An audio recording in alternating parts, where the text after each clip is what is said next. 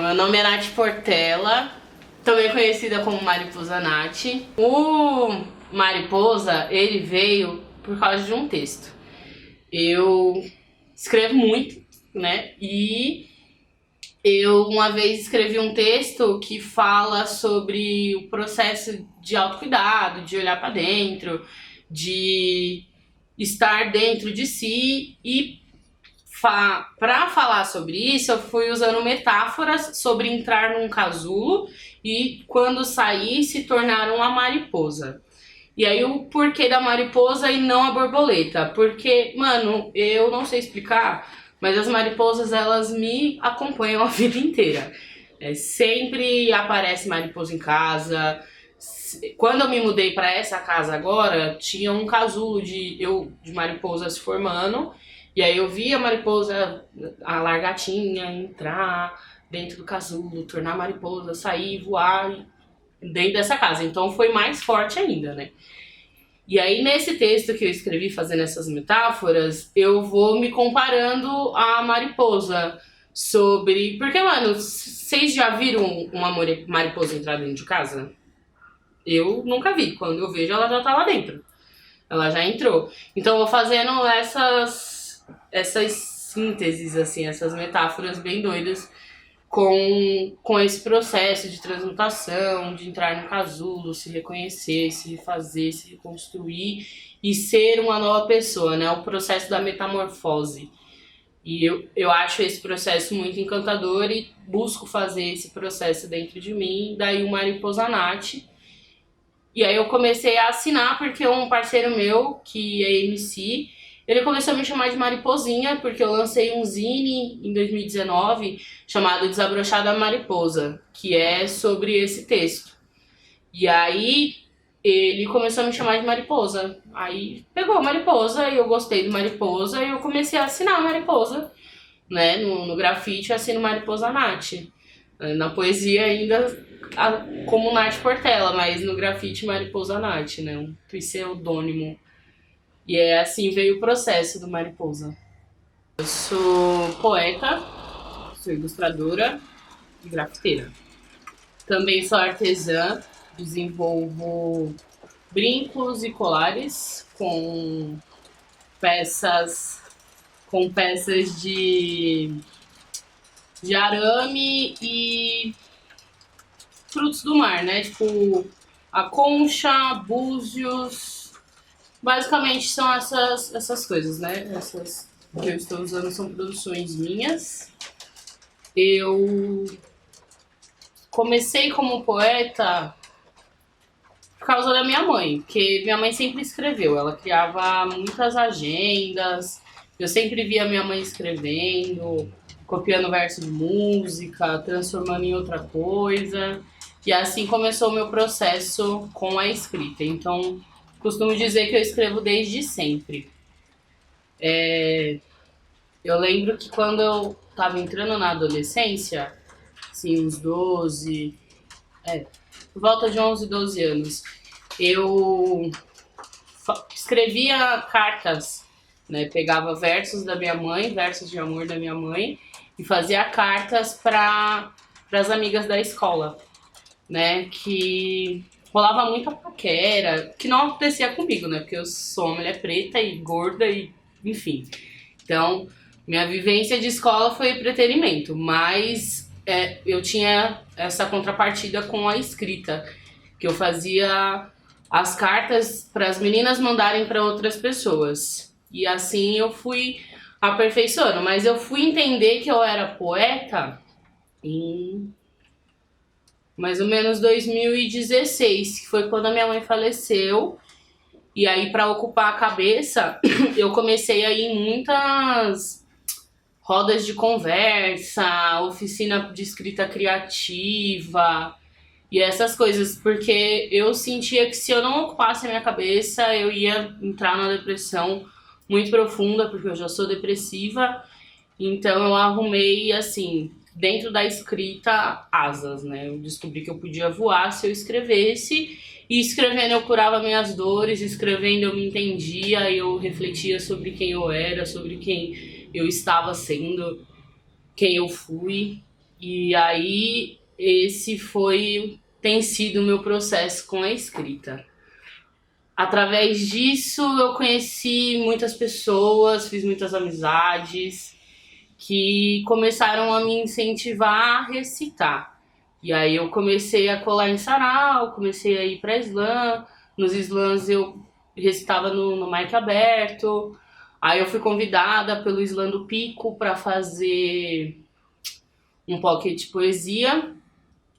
E aí no Slam do Pico eu recitei, né, eu corri meu primeiro slam. Eu competi a primeira vez.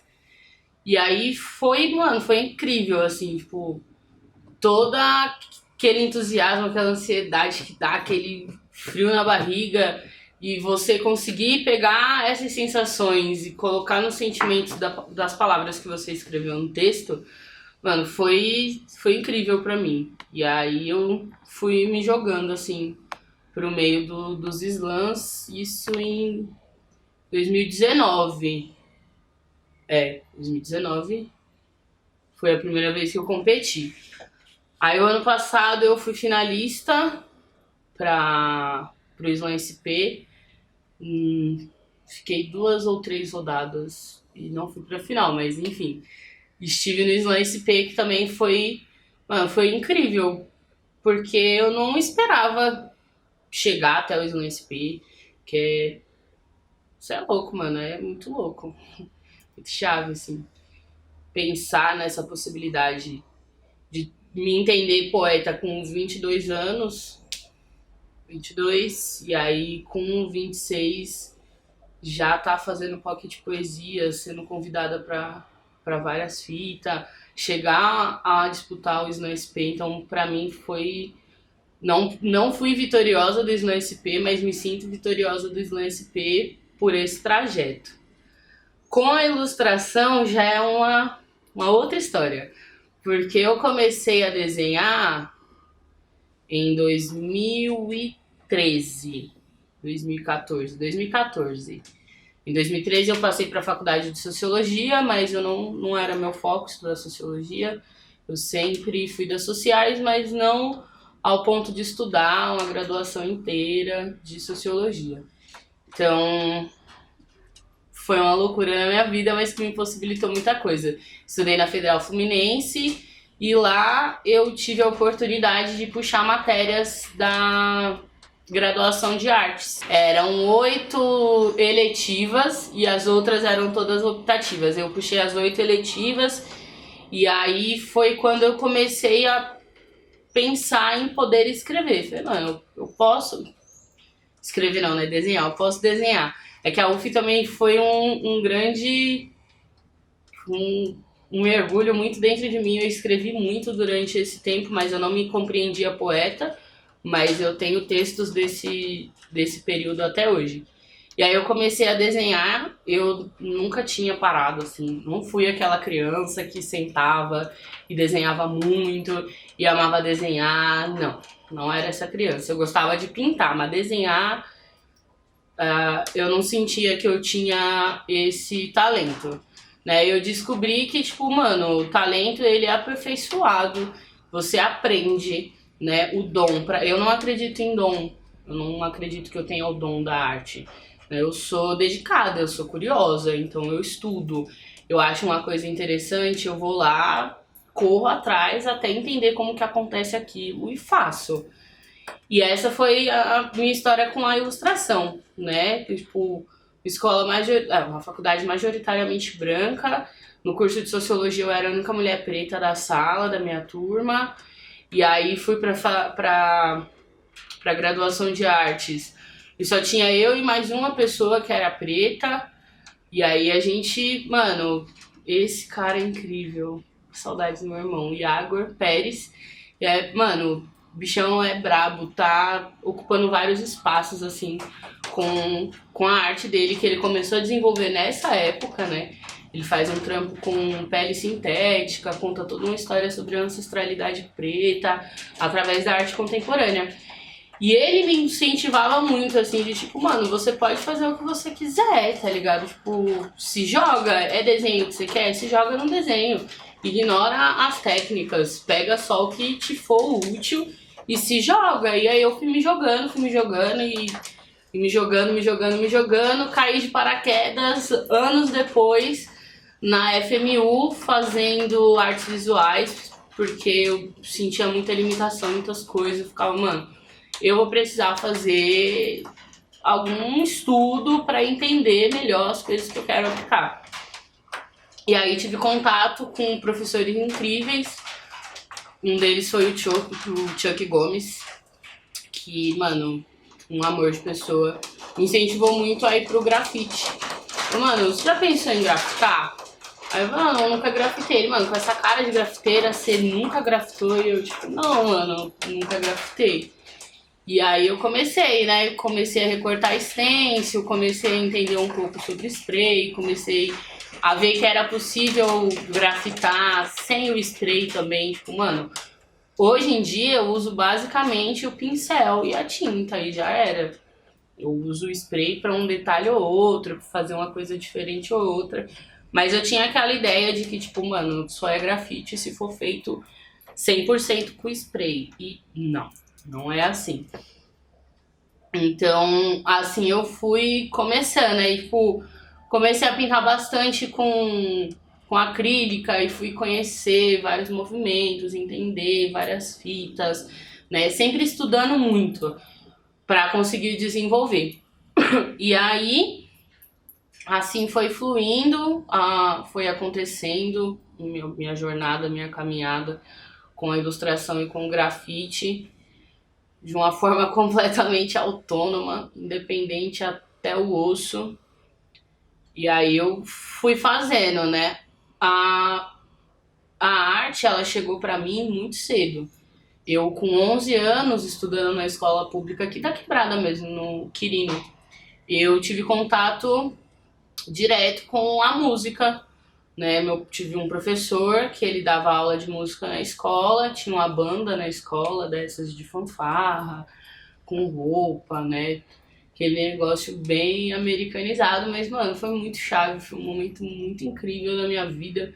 Eu estudei muito, eu conheci muita coisa, muita coisa. Eu cheguei a estudar na EMESP Tom Jobim, mas precisei abrir mão por várias questões familiares. E, tipo, mano, nunca tive um apoio direto nessa época da minha família, né? Tipo, minha mãe não se colocava em oposição às minhas escolhas, mas também não falava que era a favor. Ela me apoiava assim, de tipo, mano, é isso que você quer? É nisso que você acredita? Você não pode esquecer que você é preta, que você é favelada, e que pra você vai ser 10 vezes pior, tá ligado? Viver de música no Brasil é absurdo, mano, eu não sei o que vai ser da sua vida quando eu morrer. Tipo, é isso, tem 5 anos que minha mãe faleceu e eu tô vivendo de arte nesses 5 anos. E isso é louco, mano, né? Mas com a música teve essa questão, assim, da barreira. Meu pai, ele colocava vários empecilhos, né, sobre o estudo de música, sobre viver de música, né? Meu sonho era ser maestrina. Eu super me imaginava na frente da USESP, regendo a USESP inteira. Mas, enfim, foi um sonho que eu abri mão, muito por causa dessa pressão familiar. E aí eu comecei a estudar, passei na faculdade de Sociologia e acabei tendo outros contatos com a arte. Tive algumas vivências de performance também, mas eu acabei focando mais na ilustração mesmo, porque eu queria me ver nos muros, ainda sonho em me ver dentro das galerias. As minhas produções, elas são muito voltadas para o enaltecimento da mulher preta, né? Eu pinto mulheres pretas, eu comecei no grafite pintando rainhas africanas, né? As Iabás, que são as deusas do candomblé e da umbanda. Então eu comecei pintando essas mulheres tão representativas, tão significativas para mim, para minha trajetória, para minha história. E aí porque, mano, tipo, a gente vê de tanta coisa nos muros, tanta coisa nos grafites, Tem tanto grafite comercial sobre deuses brancos dos olhos azuis, por que não deuses pretos, né? Por quê? Então, vamos trabalhar essa desmistificação, vamos trabalhar essa inclusão, né, do que é de fato a raiz, o berço, sabe? A história, da onde começa, do povo brasileiro. Então eu comecei a pintar as deusas africanas, comecei a desenvolver desenhos sobre mulheres pretas. Eu faço muito autorretrato, porque pra mim é mais fácil desenhar a mim mesma, né? Tem uma frase da Frida Kahlo que eu gosto muito, que ela falava que pinto a mim mesma porque sou o que melhor conheço. Então, eu tenho isso muito dentro de mim, assim. Os meus desenhos, eles são todos baseados nos meus traços, na minha forma, né, o meu corpo gordo. Então, assim, né, comecei a pintar isso que eu via em mim e por muito tempo eu odiei e passei a entender que não preciso me odiar e comecei a levar para outras pessoas poderem se enxergar e falar, mano, tipo, é isso, eu sou foda, eu sou linda, eu sou inteira do jeito que eu sou. E aí assim eu fui me jogando nessa vida de cores e linhas. E o artesanato, ele chegou muito... As coisas, elas chegam assim, quando eu vejo, eu já tô fazendo, né? Eu sempre gostei muito de brincos, de colares, de pulseiras, sempre gostei muito e eu consumia muito. E aí eu comecei a pensar em ter ideias, assim, de tipo, mano, eu queria usar um brinco assim. Aí, como que eu vou fazer esse brinco assim? Aí pensa daqui, pensa dali, comecei a fazer argola, que eu uso muito argola. Aí comecei a customizar a argola, aí pra mim já não era mais suficiente, aí fui fazer um mochilão, aprendi com um parceiro muito foda a manusear o arame, e aí comecei a trabalhar com arame, e aí foi indo. Fiquei uma boa cota sem conseguir produzir, tive vários bloqueios artísticos. Enfim, tô voltando a fazer brincos, estou voltando a desenhar, estou voltando a escrever, né? Eu acho que é muito importante também esse processo de não produção, porque, pelo menos pra mim, é um momento que eu tô muito dentro do eu, né? Me analisando, me observando, vendo o que cabe, o que não cabe, o que dá pra remanejar, o que tem que jogar fora. E dessas faxinonas, assim, sempre acaba saindo bons frutos, né? E tem saído bons frutos desse processo. Eu sou articuladora por 2 coletivos. Eu faço articulação cultural pela Casa Cultural do Hip Hop Jaçanã, que é aqui na Zona Norte, é uma ocupação artística, enfim, com todas as demandas que acho que quem está envolvido nesse meio cultural sabe que uma ocupação cultural sofre, todos os perrecos. A Casa Cultural era um telecentro, com anos desocupados, coletivos foram chegando e hoje a gente está tocando da melhor forma possível a Casa Cultural. Recentemente eu entrei pro coletivo Fenda Paralela, que é um coletivo da Zona Noroeste, e eu fui muito acolhida por esse coletivo. Ano passado eles me convidaram para ser mestre de cerimônia de 3 lives, né, que eles executaram, e aí nossa intimidade cresceu muito nesse meio. Aí quando eu vi, sempre quando eu vi, né, quando eu vi eu já tava fazendo parte das reuniões, já tava dando opiniões que eram ouvidas, e aí é isso, eu faço parte do coletivo Fenda Paralela, estou me alinhando a ele agora, tem pouco tempo, super recente na minha vida, mas tem sido muito chave, assim, esse processo também. Acho que basicamente é isso, né? Meus trampos, eu trabalho... A base dele é a poesia hoje em dia, né? Porque é da onde tá saindo dinheiro para pagar minhas contas, dinheiro para manter os outros sonhos. Então é isso, me contratem. Se quiserem me procurar nas redes sociais. A poesia, o grafite, a ilustração e o artesanato. Isso é um pouco sobre mim. Quando eu voltei para São Paulo, eu comecei primeiro indo nas vivências, né, que eu tava falando. Eu comecei a colar bastante em roda de conversa, em oficina. Não podia ver, assim, oficina no Centro da Juventude que eu chego a pé. Eu fui em todas as que apareceram. E aí, com uns 4 meses que a minha mãe faleceu, eu acabei arrumando um emprego na área social. Fui ser orientadora num SAICA, que é o Serviço de Acolhimento Institucional para Crianças e Adolescentes, né? Que, tipo, é o antigo abrigo. Ainda hoje, vulgarmente chamado de abrigo. E aí eu fiquei um tempo lá, fiquei 6 meses trabalhando lá e, tipo, mano, eu tive 0 problemas com as crianças, com os adolescentes. Meu maior problema foram os adultos, assim. Trabalhei com a galera que até hoje eu me pergunto o que tá fazendo na área social, porque, mano, mais atrapalha do que ajuda. E aí um dia era tipo véspera, antivéspera de ano novo, eu tava saturadíssima. E aí eu cheguei no serviço, eu entrava às 6, nesse dia eu cheguei às 8h30. E aí minha gerente quis me dar uma advertência. Ela quis me dar uma advertência, eu falei, não, então não vou assinar a demissão, não vou assinar advertência nenhuma. Porque eu trabalho por 10, recebo por 1 e tô suave. E aí, tipo, um dia que eu chego atrasado, vê a hora que eu chego todos os dias. Todo dia eu chego antes das 6, vou embora depois das 6. E aí você vai me dar uma advertência? Não vai, eu vou assinar minha demissão. Aí assinei minha demissão, aí deu uns 5 minutos, assim, tipo, quando eu saí de serviço. E, mano, o que é que eu fiz? Como é que eu vou sobreviver? Nessa época eu ainda morava com meu pai. Mas aí todo perreco, né? Tipo, você não para no emprego, você isso, você aquilo, nananã. E aí eu falei, mano, tem que fazer dinheiro, tem que fazer dinheiro, tem que fazer dinheiro.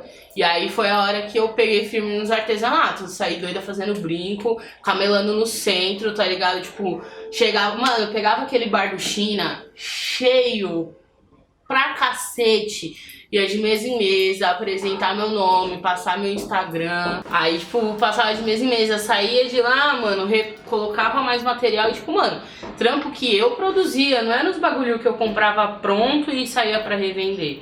Não, eu produzia todas as peças. E aí saía do China, subia pro... Qual é o nome daquela bênção ali, embaixo do Mackenzie? Sucesso? Pro Sucessos, a rua dos Sucessos, aí passa no Sucessos, passa no Van Gogh, passa em todas as mesas, gente em pé, pra conseguir levantar um dinheiro. E aí eu fui fazendo isso, uma cota, aí levantei um dinheirinho, fui fazer um mochilão, e mais faculdade, mais várias coisas. E aí vivendo assim, do jeito... A hora que ficou mais suave, que eu comecei a canelar menos, foi quando começou a entrar dinheiro de poesia. Que aí, assim, né, foi salvando, que isso foi em 2019 eu comecei a receber uns contratos, assim, com poesia, ser convidada por alguns coletivos, né, fiz vários saraus, assim, por amor, era convidada pro coletivo, você pode colar, fazer um toque de poesia pra gente, só que a gente não tem caixa pra te pagar. Não, suave, eu vou, eu já ia de qualquer jeito, então suave, a gente vai te colocar na line. Aí eu ia, recitava, mano, vários trampos assim, que eu fiz de graça, mano, com todo o meu coração pra artistas que eu admirava pra caramba, assim, muito. Vários poetas que hoje eu convivo, eu fico até meio pá, assim, tipo, são meus amigos, mas ainda rola aquele constrangimento de muita admiração, tá ligado? São pessoas que eu lia essas pessoas na internet sem fazer ideia de que a grande maioria dessas pessoas são da Zona Norte também. E aí quando eu comecei a trabalhar com essas pessoas, eu ficava tipo, caralho, que da hora, né? Tipo, trampando com as minhas referências. E aí foi quando eu comecei a ralar mais dentro de casa e menos na rua. E aí logo em seguida veio a pandemia e tô trancada dentro de casa até hoje. Assim, não tanto, porque não tem como ficar dentro de casa, tem que sair pra viver, tem que fazer dinheiro. Mas ano passado eu fiquei bastante em casa. Eu trabalhei muito em casa ano passado. Muito, muito. Trabalhei muito com poesia. Graças a todos os orixás que cuidam de mim. Foi o que salvou. Foi quando eu consegui sair da casa do meu pai.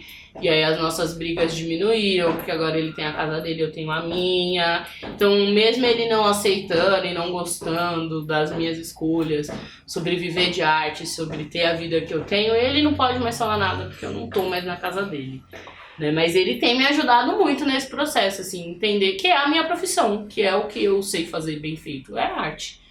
Então, isso foi bem chave, assim, os caminhos percorridos pela poesia. Sei lá, eu não consigo me ver hoje em dia sem a poesia, sem ser poeta. Pá, pela minha família não muito. Assim, partes da minha família que não muito. Tipo, meu pai, não. Mas a minha tia, por exemplo, sim. Que é Mano, você é louco. É a mãe que eu sempre tive. Porque ela sempre foi minha mãe junto com a minha mãe. Então, mano, acredita muito no meu trampo. Toda vez que eu faço uma poesia nova, ela é uma das primeiras pessoas a ler. Que, tipo, eu termino de escrever e já mando pra ela. Porque é isso, mano. Minhas poesias, elas falam basicamente sobre ser esse corpo aqui, que vocês estão vendo aí pela câmera, dentro da minha quebrada. Então, meus textos, eu sempre tô falando sobre alguma situação de violência que eu vivi, ou alguma situação de se comemorar, porque também tem muita felicidade dentro da quebrada, tem muita beleza aqui dentro. Então, eu tô falando sobre momentos que eu me senti fraca e achei força dentro da minha quebrada, ou momentos que a minha quebrada me ensinou a levantar, sobre ser, tipo, uma mulher preta pansexual, tá ligado? Tipo, então, os meus textos, eles falam bastante sobre isso. E, mano, pra mim é a força que eu tenho, tipo, é tirar da minha dor história, fazer do meu sofrimento arte, fazer da minha alegria arte, né? Porque é isso, tipo, eu tenho muito texto de bad trip, mas eu também tenho muito texto de felicidade. Enfim, eu gosto de... Eu escrevo muito bem. Eu escrevo falando, né? Eu entendi depois, com o tempo, que isso se chamava poesia falada. Eu não sabia nem que tinha nome. Eu achei que era só minha cabeça que funcionava desse jeito. Mas não, são uma das escolas de poesia, né? Que a gente tá acostumado com aquele modelo de literatura que a gente vê, né? Drummond e todos os grandes. Mas a poesia não é só isso, né? E eu me encontrei na poesia marginal e na poesia falada. Então, pegar das minhas características e transformar em texto, pegar todas as cenas, né, de preterimento e violência que eu tive durante a construção da minha identidade e transformar todas as mazelas em beleza e poder ler assim, tipo, mano, é isso, é a minha trajetória contada de uma outra perspectiva e escrita por mim. Eu estou contando por mim, eu estou falando por mim e pelos meus que são, eu acho que igual ninguém é, mais próximos, né, o meu semelhante. Então, é sobre isso. É sobre que, mano, outras pessoas de quebrada possam parar e ouvir aquilo, tipo, mano, 3 minutos que seja de uma poesia minha e falar, mano, pode crer, eu não tô sozinho. Tem alguém que tá na mesma bala que eu, que tá pensando nos mesmos bagulho que eu, que tá vendo a mesma fita que eu. E assim seguir, tá ligado? Eu acho que conhecimento, ele não é nada se ele não for compartilhado. Então, de que adianta eu estudar tanta coisa, tanta fita e deixar essas informações todas guardadas na minha cabeça, né? E um jeito que eu consigo fazer bem isso é através da poesia. Então, por que não, né? Poetizar a minha vivência, transformar as coisas. A arte é transformadora. No último final de semana, eu me analisei. Observei os meus medos, defeitos e os acertos também. Reparei que sigo em desalento quando o assunto é relacionamento. Reparei que meus sentimentos se confundem com os meus desejos. Me assustei quando dei conta do quão emocionada ainda fico quando eu penso que me apaixonei. E por falar nessa danada, Eu fortemente fico chocada com o tamanho do estrago dessa senhora quando em mim faz morada. Me perco na estrofe que diz: deixa eu ser sua melhor track, gravando aperta rec, tudo isso na sua mixtape. E outra pique: tira a mão de mim, eu quero te soltar. E vou fazer assim que é pra não te machucar. E entre tocar no seu radinho e a vida, que de fato tá corrida, sigo mariposando por aí, petalando paixões que muitas, infelizmente, eu não pude suprir. Se apaixonar é da hora, só que me sufocam a cota, sufoca, porque a romantização aprisiona e é ilusória. E o que me toca é o contato, a paixão pela mesma cena, ver a quebrada de chavando nas letras. Nossa, meu coração chega, faz poema. Esqueço os meus problemas e me sinto plena, porque no fundo eu sou uma eterna apaixonada. Apaixonada pela lua, pela rua, garota, realmente tô na sua, mas eu amo a multidão. É que eu gosto de contato no ato, viver de planos me enche o saco, eu sou pipa voada, tô desbicando mandada, minha linha é chilena e eu tô lotada. Lotada de responsa lá em casa. É que o meu coroa se acidentou e eu tô no maior corre pra deixar ele suave. É quente que nós temos uma pá de treta, mas várias parceiras me ensinou a ter paciência. Porque fogo no patriarcado é necessário. Mas e aí? Quem dá um salve nos pretão lá da quebrada que não entende nem metade dessas paradas? Bom, eu só sei que sigo apaixonada. Apaixonada pela vida, por várias minas, por uns boiceta, por várias travas. Ei, família, no resumo das ideias, eu descobri que sou uma mulher imensa, que vivo no plural, mas eu amo ser sozinha.